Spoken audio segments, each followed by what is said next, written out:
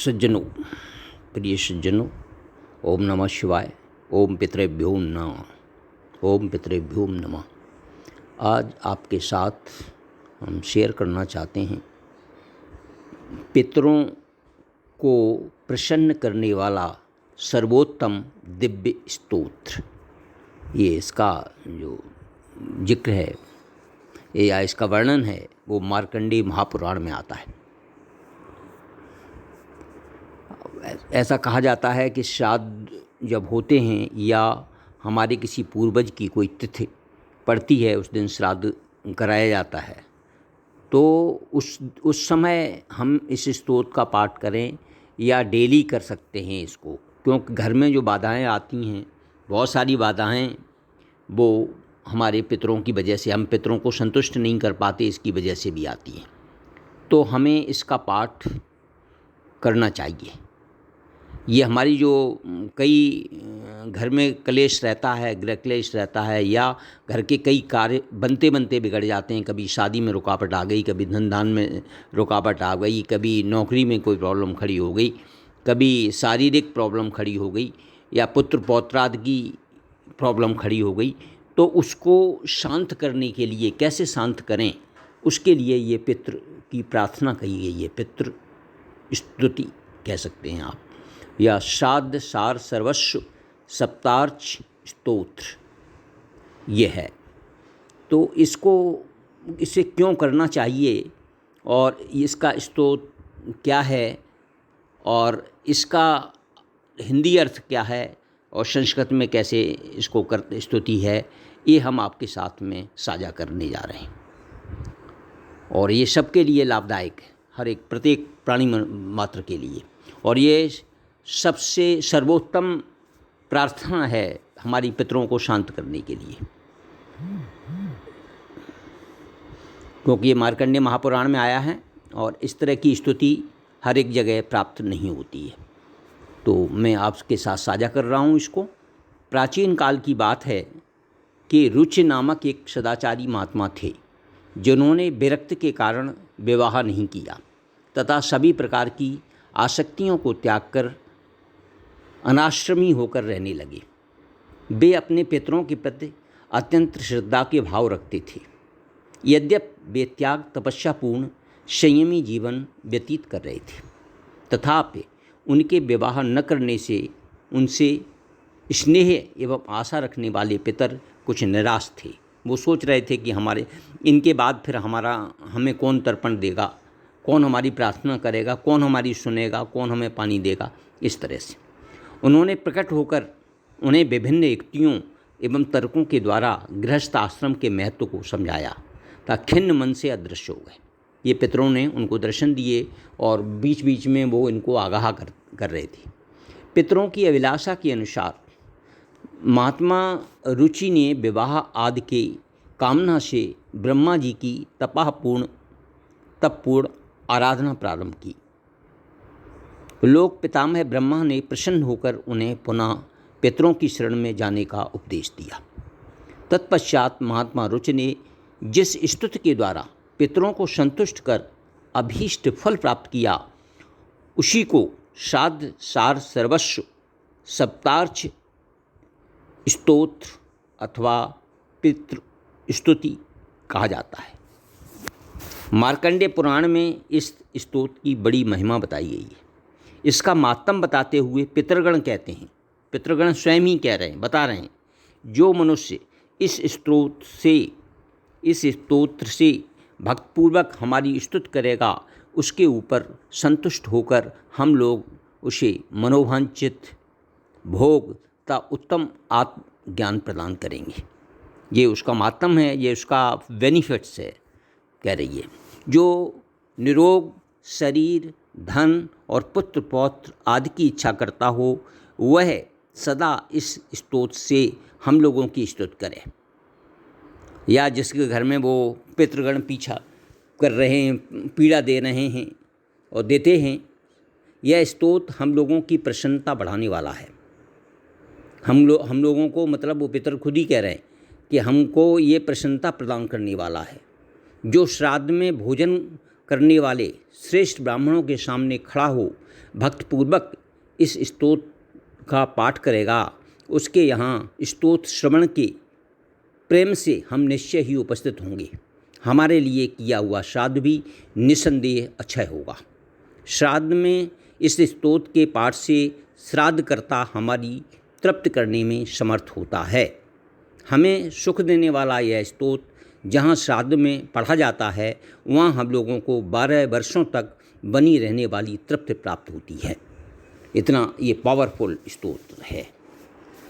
और तो ये हम लोग गया में श्राद्ध करने जाते हैं पितरों का, और हम पितरों के शांति के लिए गीता का 7वां अध्याय, 8वां अध्याय और 9वां अध्याय पढ़ते हैं कि जैसे उनको तृप्त हो, उनको शांति मिले, उनको मुक्ति मिले। उसी तरह से यह स्तोत्र को पढ़ने से, अलग अलग ऋतुओं में पढ़ने से, जब श्राद्ध पड़ता हो, श्राद्ध का दिन किसी का किसी ऋतु में होता है, किसी का किसी ऋतु में होता है, 6 ऋतुएँ, तो उसका अलग अलग फल है, वो मैं आपके साथ शेयर कर रहा हूँ।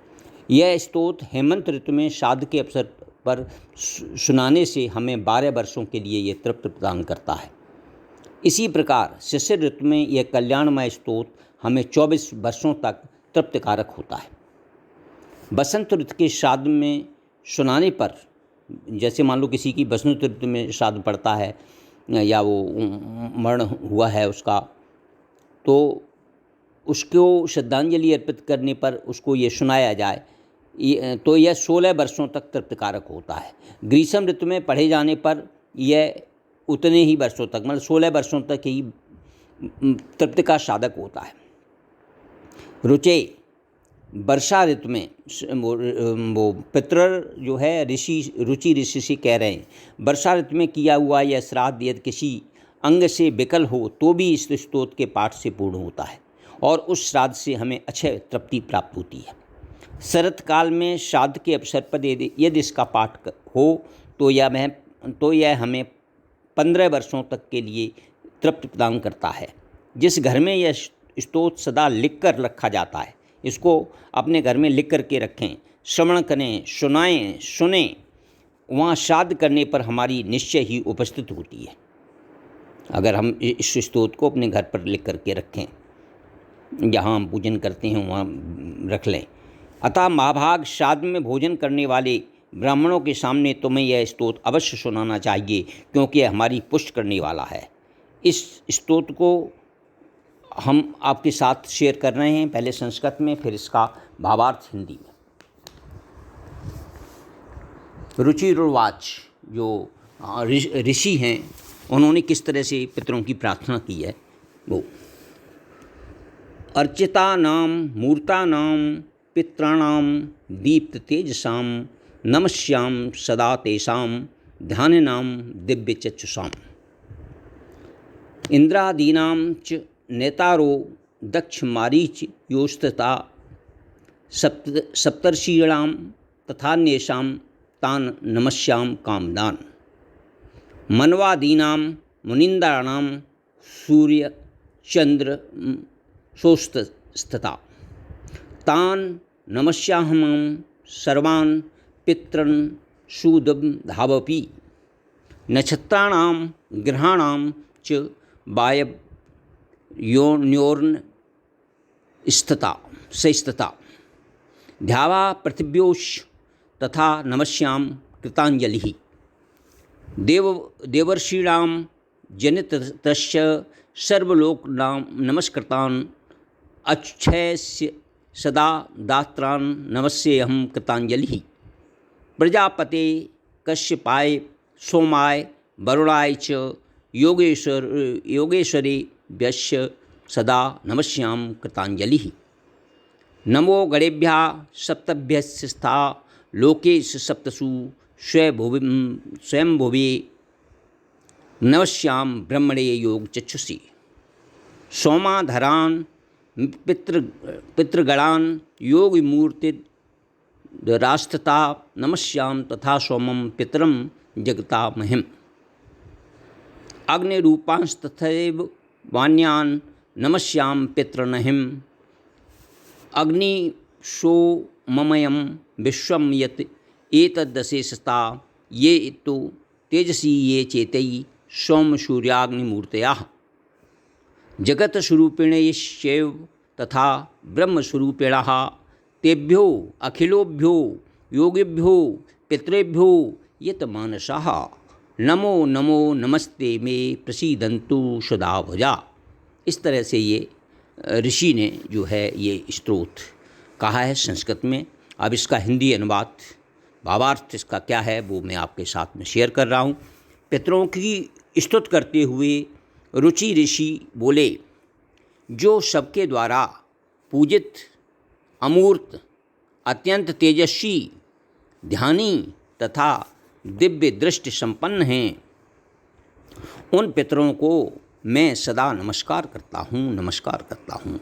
जो इंद्र आदि देवताओं, दक्ष, मारीच, सप्तर्षियों तथा दूसरों के भी नेता हैं, कामना की पूर्ति करने वाले हैं, उन पितरों को मैं प्रणाम करता हूँ। जो मनु आदि राजर्षियों, मुनीश्वरों तथा सूर्य और चंद्रमा के भी नायक हैं, उन समस्त पितरों को मैं जल और समुद्र में भी नमस्कार करता हूँ। नक्षत्रों, ग्रहों, वायु, अग्नि, आकाश और द्युलोक तथा पृथ्वी के भी जो नेता हैं, उन पितरों को मैं हाथ जोड़कर प्रणाम करता हूँ। जो देवर्षियों के जन्मदाता, समस्त लोकों द्वारा वंदित तथा सदा अक्षय फल के दाता हैं, उन पितरों को मैं हाथ जोड़कर प्रणाम करता हूँ। प्रजापति, कश्यप, सोम, वरुण तथा योगेश्वरों के रूप में स्थित पितरों को सदा हाथ जोड़कर प्रणाम करता हूँ। सातों लोकों में स्थित 7 पितृगणों को नमस्कार है। मैं योग दृष्टि संपन्न स्वयंभू ब्रह्मा जी को प्रणाम करता हूँ। चंद्रमा के आधार पर प्रतिष्ठित तथा योग मूर्तिधारी पितृगणों को मैं प्रणाम करता हूँ। साथ ही संपूर्ण जगत के पिता सोम को नमस्कार करता हूँ तथा अग्निस्वरूप अन्य पितरों को भी प्रणाम करता हूँ, क्योंकि यह संपूर्ण जगत अग्नि और सोममय है, अग्निमय है और सोममय है, चंद्रमय है। जो पितर तेज में स्थित है, जो ये चंद्रमा, सूर्य और अग्नि के रूप में दृष्टिगोचर होते हैं, तो तथा जो जगत स्वरूप एवं ब्रह्म स्वरूप हैं, उन संपूर्ण योगी पितरों को मैं एकाग्र चित्त होकर प्रणाम करता हूँ। उन्हें बारंबार नमस्कार है। वे स्वधाभोजी पितर मुझ पर प्रसन्न हों। इस तरह से ये स्तोत्र और इसका भावार्थ हमने आपके साथ शेयर किया, और इससे जो लाभ है वो हमने आपके साथ शेयर किया। फिर भी एक बार रिपीट कर दे रहे हैं कि इससे बेनिफिट्स क्या क्या हैं। कि हमें सभी, अगर हमारे पितृ संतुष्ट होते हैं तो हमें आनंद मिलता है, हमारा यश फैलता है, जो हमारी कामों में रुकावट आ रही है वो पूरी होती है।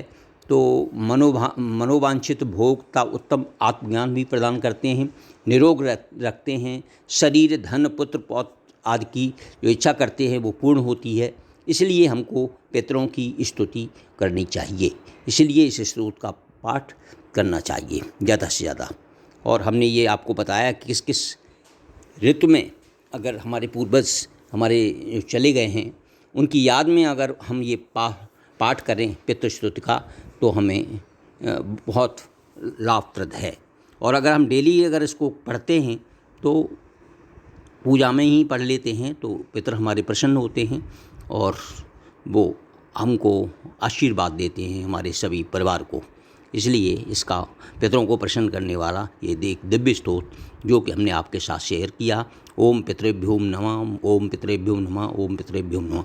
हम अपनी बात को यहीं विराम देते हैं और मिलते हैं फिर अगले वीडियो में इसी तरह के कुछ प्रसंग लेकर के। ओम नमः शिवाय इति। अगर आपको ये हमारा वीडियो पसंद आए तो कृपया इसे लाइक करें, शेयर करें, सब्सक्राइब करें, तो और लोगों को फॉरवर्ड करें, जिससे ये पितृस्तुति सभी को लाभान्वित कर सके। ओम नमः शिवाय इति।